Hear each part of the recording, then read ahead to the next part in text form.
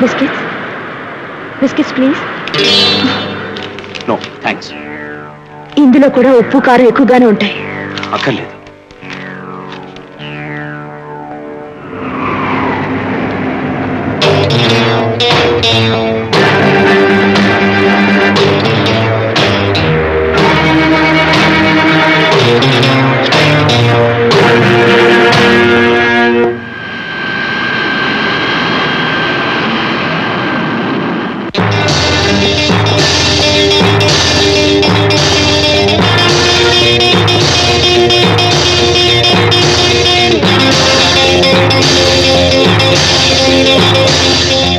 Hello hello.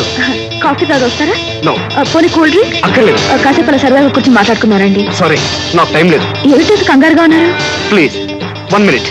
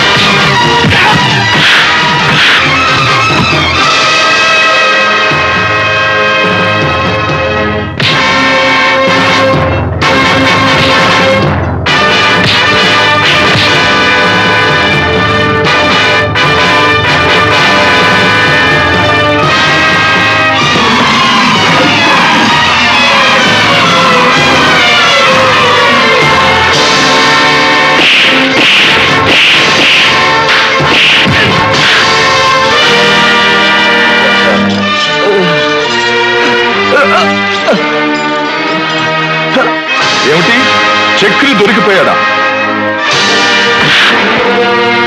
Chanakya, ఈ case మీద మా నాన్నను కూడా అరెస్ట్ చేయాలని చూస్తున్నావేమో. ఐస్ ఫ్యాక్టరీ నా పేరునుంది. దాంతో మా నాన్నకేమీ సంబంధం లేదని చెప్తాను.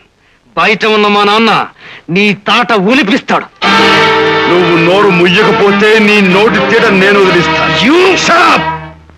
ఓ రాణా ది గ్రేట్, సాక్ష్యాలకు దొరకని మనిషి, 73 కోట్లకు అధిపతి ఏమిటో ఇలా వచ్చారు. ఛాలెంజ్ నెరవేర్చుకున్నావుగా చాణక్య. చెప్పాను కదా, చాణక్య అన్నది నా పేరు, ఛాలెంజ్ చేయటం నా స్టైల్ అని. చీకట్లో మర్డర్ చేయడం తప్ప మానవత్వం తెలియని ఈ చేతులు చాచి అర్థిస్తున్నాను. పోలీసుల దాకా వెళ్ళక ముందే పరిష్కరించుకుందాం. నువ్వు ఎంత దీనంగా హీనంగా అడుక్కున్నా ఈ చాణక్య మారడు, అతని నిజాయితీ మారదు. నీ కొడుకును అప్రూవర్ గా మారిస్తే శిక్ష తగ్గుతుంది. ఎప్రూవర్ భిక్షాందేహి అని చేతులు చాచినంత మాత్రాన రావణాసురుడు చావలేదు చాణక్య. సీతను ఎత్తుకుపోయాడు. పుత్ర భిక్షాందేహి అని చాచిన ఈ చేతులు ఊరుకోవు, నీ పీక నొక్కాలనే చూస్తాయి. న్యాయం గొంతు, ధర్మం చేతులు, నీతికి ఊపిరి, ఇవి చాలా గట్టివి మిస్టర్ రాణా. వాటిని నొక్కేయాలన్నా విరిచేయాలన్నా అంత తేలిక కాదు. Be careful. ఇదేమిటి? ప్రేమతో నీకిచ్చే కానుక. బాగుంది. నువ్వు చేసిన సాహసానికి మీ డిపార్ట్మెంట్ మెచ్చుకుని నీకు ఇదిస్తే నువ్వు నాకు కానుకగా ఇస్తున్నావా? ఆ స్మగ్లర్స్ నేను పట్టుకోవడానికి సహకరించింది నువ్వే కదా, కాబట్టి ఈ కానుకలో నీకు భాగం ఉంది. చూడు, ప్రేమ యాత్రలో మనసులు ఇచ్చిపుచ్చుకున్న మనం ఈ కానుకను కూడా పంచుకుందాం. ఇది మనిద్దరిదీను. Daddy, daddy, mummy, mummy. ఏడు బాబు, ఏమిటంత ఆనందంగా ఉన్నావు? నీ అరుపులు వింటుంటే థర్డ్ వరల్డ్ వార్ జరిగినట్టుంది, నీ ఫేస్ చూస్తుంటే 8th వండర్ జరిగినట్టుంది. ఇది వండర్ కాదు డాడీ, మీకు అవార్డ్, మన కుటుంబానికి reward. What is it my son? Bangladesh war జరిగినప్పుడు మేజర్ గా నువ్వు చూపించిన ధైర్య సాహసాలను గుర్తించి ప్రభుత్వం నీకు పద్మశ్రీ బిరుదిచ్చింది డాడీ. బాబు అవునమ్మా. Yes, Padmashri Nagarjun. Congratulation. Very happy. My dear son, ఒక సామాన్యమైన కుటుంబంలో పుట్టి సాధారణమైన సైనికుడిగా జీవితాన్ని ప్రారంభించి మేజర్గానే జీవన యాత్ర ముగిసిపోతుందనుకుంటున్న ఈ సమయంలో ప్రభుత్వం నాకు ఈ గౌరవాన్ని ఇచ్చి,